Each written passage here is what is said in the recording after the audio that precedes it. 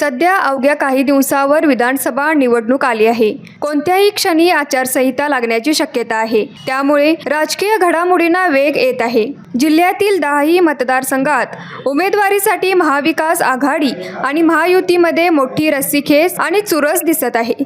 या पार्श्वभूमीवर संभाव्य उमेदवारांची यादी पुढे आली आहे. चंदगड विधानसभा मतदारसंघात महायुतीकडून आमदार राजेश पाटील यांचं नाव निश्चित आहे, तर महाविकास आघाडीकडून नंदाताई बाबुळकर यांचं नाव पुढे आलं आहे. या ठिकाणी भाजपचे शिवाजी पाटील काय भूमिका घेणार याकडे सर्वांचे लक्ष लागले आहे.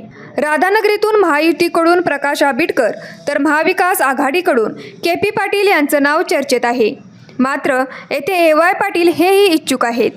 कागलमध्ये मंत्री हसन मुश्रीफ व समरजित घाटगे असा थेट सामना होतोय.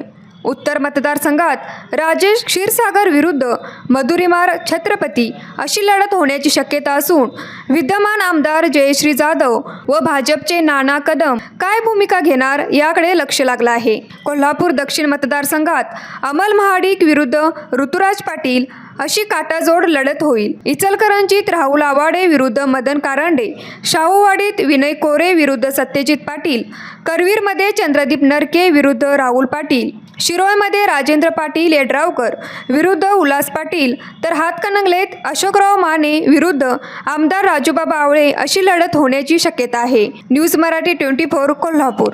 आई येस ब ब बदक क क कणीदार ख ख खमंग ग ग गोकुळ तू हा अगदी घरच्यासारखं. कणीदार खमंग म्हणजेच गोकुळ तूप.